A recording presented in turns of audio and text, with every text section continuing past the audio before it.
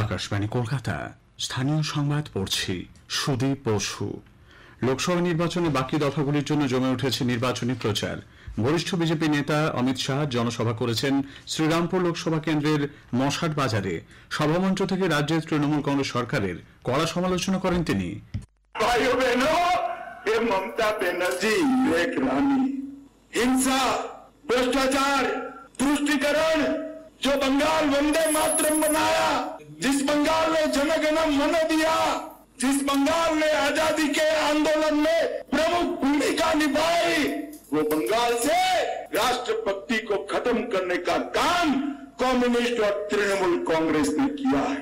भाइयों बहनों, गरीबों, पिछड़ों और आदिवासियों का हक मारकर घुसपैठियों को देने का काम किया है और सिंडिकेट के साथ अपने माफिया क्षेत्र बनाया है। বাঁকুড়া বিষ্ণুপুর লোকসভা কেন্দ্রের অধীন পুরুলিয়া সাঁতুরি ও গঙ্গাজল ঘাটিতে আজ সভা করছেন জগৎ প্রকাশ নাড্ডা। মথুরাপুর কেন্দ্রের প্রার্থীর সমর্থনে আজ 3টি জনসভা রয়েছে বিজেপি রাজ্য সভাপতি সুকান্ত মজুমদারের। রাজ্যের বিরোধী দলনেতা শুভেন্দু অধিকারী আজ কাঁথিতে পদযাত্রায় অংশ নিয়েছেন। অন্যদিকে হুগলি ও হাওড়া লোকসভা কেন্দ্রে আজ প্রচার চালাচ্ছেন তৃণমূল কংগ্রেস প্রধান মুখ্যমন্ত্রী মমতা ব্যানার্জি।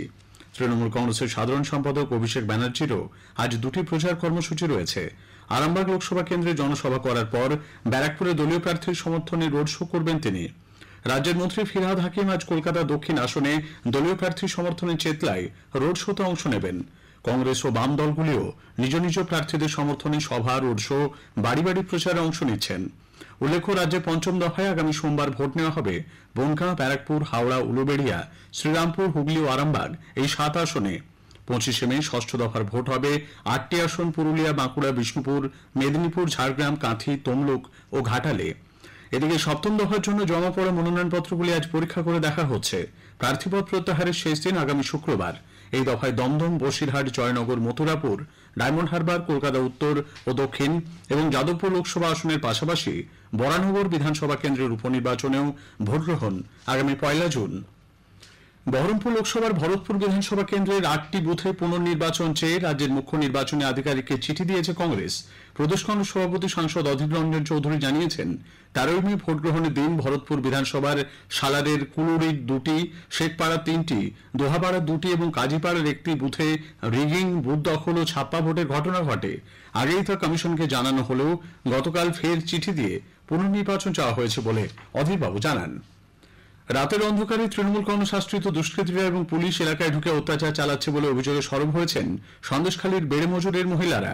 পাশাপাশি শুভেন্দু অধিকারীর পোস্টার ছেঁড়া নিয়ে গন্ডগোল, দলীয় কর্মীকে বেধড়ক মারধরের মতো বিভিন্ন ঘটনায় গ্রেপ্তার হওয়া বিজেপি কর্মীদের মুক্তির দাবিতে চলছে বিক্ষোভ। আজ সন্দেশখালী যান বসিরহাটের বিজেপি প্রার্থী রেখা পাত্র। গতরাতেও বেড়ে মজুরের বটতলা এলাকায় ঝাঁটা লাঠি হাতে গ্রাম পাহারা দেন মহিলারা। এদিকে সন্দেশখালীর হাটগাছি গ্রাম পঞ্চায়েতের রুট মার্চ শুরু করেছে কেন্দ্রীয় বাহিনী। গ্রামবাসীদের সঙ্গে কথা বলছেন তারা। তাদের কাছেও নানা অভিযোগ জানিয়েছেন স্থানীয়রা। রুট মার্চ চলছে ত্রিমোহিনী, পাত্রপাড়া, পোলপাড়া এলাকাতেও। শাসক দল সন্দেশখালীর প্রতিবাদী মহিলাদের ভয় দেখিয়ে প্রলোভনের মাধ্যমে বক্তব্য পরিবর্তন করতে প্ররোচনা দিচ্ছে বলে বিজেপি রাজ্য সভাপতি সুকান্ত মজুমদার মন্তব্য করেছেন। আজ নির্বাচনী প্রচারে যাওয়ার আগে কলকাতা বিমানবন্দরে সাংবাদিকদের তিনি কথা বলেন। ক্ষমতায় এলে বিজেপি লক্ষ্মীর ভান্ডার প্রকল্প বন্ধ করে দেবে, তৃণমূল কংগ্রেস নেতৃত্বের এই বক্তব্যকেও খারিজ করেছেন সুকান্ত বাবু। বিজেপি করার অপরাধে বোলপুরের 15 নম্বর ওয়ার্ডে এক ব্যক্তি রান্নাঘরে আগুন লাগিয়ে দেওয়ার অভিযোগ তুলে আজ বিজেপি নেতাকর্মীরা রাস্তা অবরোধ করেন। অভিযোগের আঙুল ওই ওয়ার্ডের কাউন্সিলর উমর শেখ এবং তার অনুগামী পিয়াল শেখের বিরুদ্ধে।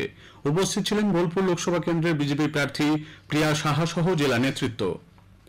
নির্বাচনের মুখে তৃণমূল কংগ্রেস সহ বিভিন্ন দল থেকে 253 জন বিজেপি কর্মী সমর্থক 253 জন বিজেপিতে যোগ দিয়েছেন। আজ ঝালদা 2 নম্বর ব্লকের হীরাপুর আদারডি অঞ্চলের 65টি পরিবারের ওই লোকেরা বিজেপির পতাকা হাতে তুলে নেন। কলকাতা মেট্রোয় ফের আত্মহত্যার চেষ্টার প্রেক্ষিতে আজ বেশ কিছুক্ষণ ব্যাহত হয় ট্রেন চলাচল। সকাল 11:38 নাগাদ নেতাজি ভবন মেট্রো স্টেশনে এক যাত্রী লাইনে ঝাঁপ দিয়ে আত্মহত্যার চেষ্টা করেন।